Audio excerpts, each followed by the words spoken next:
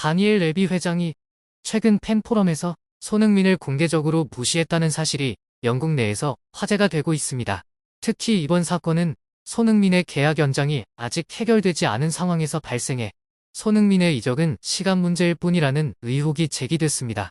특히 늘 손흥민의 실력을 높이 평가했던 펩 과르디올라 맨시티 감독은 토트넘 팬포럼 후 진행된 인터뷰에서 갑자기 그를 언급했습니다. 그는 이번 달에 손흥민을 2번이나 만났고 손흥민이 국가대표팀에 합류하기 위해 한국으로 돌아오기 전에 3번째로 만날 계획이라는 암시까지 했습니다. 펩 코치의 인터뷰가 화제가 된 가운데 또 다른 정보도 퍼졌는데요. 특히 맨유전 선발 명단이 유출됐는데 주장 손흥민이 명단에 빠져 있어 많은 논란을 불러일으켰습니다. 최근 토트넘은 팬들과의 소통을 위해 특별한 팬포럼을 개최했습니다. 이 포럼은 토트넘이 직접 팬들을 초청해 구단과 관련된 궁금증을 풀어주는 자리로 매년 개최되는 중요한 행사 중 하나죠. 이번 포럼에는 토트넘의 주요 인사들이 자리했는데 레비 회장, 엔제 포스테코글루 감독, 그리고 팀의 주장 손흥민 선수가 함께 참석했습니다. 팬들은 이 3명의 인물들에게 직접 질문을 던질 수 있는 기회를 가졌으며 각자의 역할과 구단 운영에 대한 다양한 질문들이 쏟아졌습니다. 특히 한 팬이 레비 회장에게 회장으로서 자랑스럽게 내세울 수 있는 업적 3가지를 묻자 레비 회장은 그중 하나로 유럽 챔피언스 리그 결승 진출을 꼽았습니다. 이는 토트넘 역사상 가장 큰 성과 중 하나로 기록된 순간이었는데요. 사실 토트넘은 레비 회장이 취임하기 전까지만 해도 리그에서 주로 중상위권에 머무르는 팀으로 평가받았습니다. 하지만 2010년대 중반부터 이 평가는 달라지기 시작했는데요. 마우리시오 포체티노 감독이 지휘봉을 잡으며 토트넘은 맨체스터 유나이티드, 아스널, 첼시, 리버풀과 같은 빅사를 위협하는 팀으로 성장하게 되었습니다. 포체티노 감독 아래에서 토트넘은 눈부신 발전을 이루었고 해리 케인, 손흥민, 델레 알리, 크리스티안 에릭센과 같은 선수들이 팀을 이끌며 잉글리시 프리미어 리그 준우승을 차지하는 성과도 냈습니다. 그러나 포체티노 시절의 하이라이트는 단연 UCL 결승 진출이었는데요.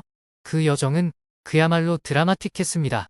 특히 2018-2019 시즌 UCL 8강에서 토트넘은 펩 과르디올라 감독이 이끄는 맨체스터 시티와 맞붙었습니다. 당시 맨시티는 EPL에서 승점 100점을 기록할 정도로 압도적인 강팀이었으며 대부분의 전문가들은 맨시티가 4강에 오를 것이라고 예상했죠. 그러나 토트넘에는 손흥민이 있었습니다. 손흥민은 1차전에서 결승골을 터뜨리며 팀의 승리를 이끌었고 2차전에서는 놀라운 활약으로 2골을 추가하며 토트넘의 극적인 4강 진출을 이끌었습니다. 손흥민의 활약은 토트넘의 UCL 결승 진출을 가능하게 한 결정적인 요소 중 하나였죠. 레비 회장이 자랑스럽게 꼽은 2번째 업적은 바로 토트넘 푸스퍼 스타디움의 개장입니다. 토트넘은 2019년 4월 오랜 역사를 가진 화이트 하트 레인을 철거하고 현대적인 토트넘 푸스퍼 스타디움을 새롭게 건설했습니다. 이 경기장은 EPL에서 2번째로 큰 규모를 자랑하며 맨체스터 유나이티드의 올드 트래포드 다음으로 큰 경기장으로 자리매김했습니다. 경기장 건설에는 막대한 비용이 들었지만 이를 통해 토트넘은 더 장기적인 발전 계획을 수립할 수 있었죠. 단순히 축구 경기를 위한 공간을 넘어 다양한 수익 창출의 기회를 만들어냄으로써 토트넘을 더욱 매력적인 구단으로 변모시키는 계기가 되었습니다. 마지막으로 레비 회장이 언급한 업적은 선수들이었고요. 그는 정말로 고르기 힘들다. 우리 구단에는 뛰어난 선수들이 많이 있었다.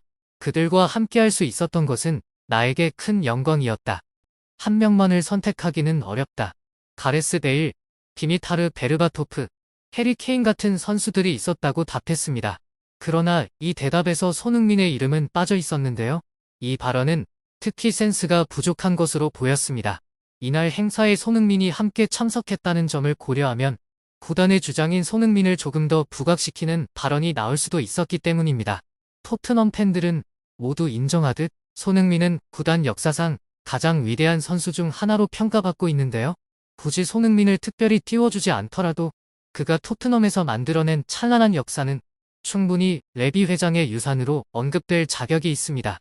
레비 회장이 자랑스럽게 내세운 2가지 업적, 즉 UCL 결승 진출과 토트넘 호스퍼 스타디움의 개장 모두에 손흥민의 깊은 관여가 있었기 때문이죠. 손흥민은 토트넘을 UCL 결승에 올린 주역일 뿐 아니라 토트넘 호스퍼 스타디움에서의 첫 골을 기록한 선수이기도 합니다. 또한 이 스타디움에서 열린 UCL 첫 경기에서도 득점을 올린 주인공이 바로 손흥민이고요.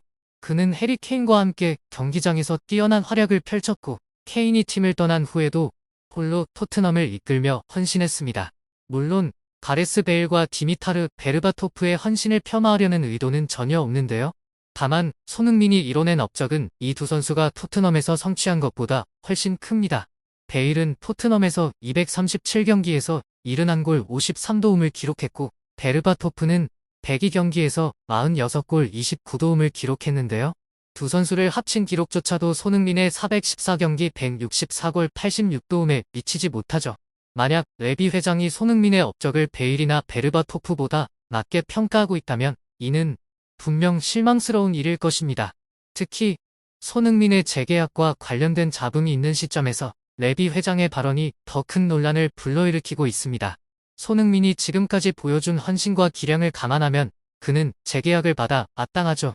그러나 현재까지도 토트넘은 손흥민에게 공식적인 재계약 제안을 하지 않았고 오히려 단지 1년 연장 조항만을 발동하려 한다는 보도가 더 많습니다. 만약 손흥민이 이 1년 연장에 동의하지 않는다면 그는 2025년부터 자유계약 신분으로 다른 구단과 협상할 수 있는 상황이 됩니다. 이는 토트넘이 손흥민을 이적료 없이 떠나보낼 수도 있다는 뜻이죠. 한편 최근 맨시티 펩 과르디올라 감독의 인터뷰가 영국 언론의 주목을 받으며 화제가 됐습니다. 토트넘 팬 포럼 직후 진행된 인터뷰에서 펩 감독은 이번 달에 손흥민을 2번 만났고 10월 초에 다시 만날 예정이라고 언급했습니다. 물론 펩 감독이 손흥민을 만난 이유는 맨시티 합류를 설득하기 위해서였죠. 손흥민과 토트넘은 아직 재계약 합의에 이르지 못한 만큼 관계가 그리 좋지 않은 것으로 보입니다. 최근 팬포럼에서 레비 회장이 보여준 행동은 이를 어느 정도 반영했고요. 실제로 맨시티의 손흥민 영입 의향 관련 소식은 이적 시기가 올 때마다 여러 차례 거론됐지만 맨시티는 거액의 연봉과 각종 특별 인센티브를 제안했지만 손흥민은 여전히 단호히 거절하며 토트넘을 계속 고수했습니다. 하지만 한 달 사이에 펩 감독을 2번 만났다는 사실은 토트넘의 남을 의지가 흔들리기 시작했음을 보여주죠. 실제로 축구에 대한 열정이 강한 손흥민은 돈에는 관심이 없고 단지 연습을 많이 하고 열심히 뛰고 싶어 합니다. 따라서 그가 큰 팀으로 이적한다면 생애 첫 우승 트로피를 들어올릴 가능성이 현실이 될 수도 있죠. 특히 펩 감독도 손흥민의 장점과 플레이 스타일을 극도로 이해하고 있어 두 사람이 협력할 기회가 주어진다면 팬들이 기대하는 바가 큽니다. 한편 펩 감독은 손흥민이 토트넘을 떠나는 것은 시간 문제일 뿐임을 암시하기도 했습니다. 토트넘은 손흥민과의 계약 연장에 성공하지 못하면 올해 말 맨시티로 팔아야 하며 그렇지 않으면 더 이상 돈을 벌 수 없게 됩니다. 손흥민의 재계약 소식이 여전히 화제를 모으고 있는 가운데 또 한 번의 충격적인 사실이 공개돼 파문을 불러일으켰는데요.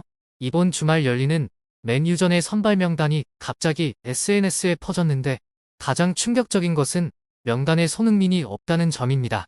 이는 올해 유례가 없는 일이고요. 현재 해당 목록은 사라졌으며 토트넘은 아직 공식적인 답변을 하지 않았습니다.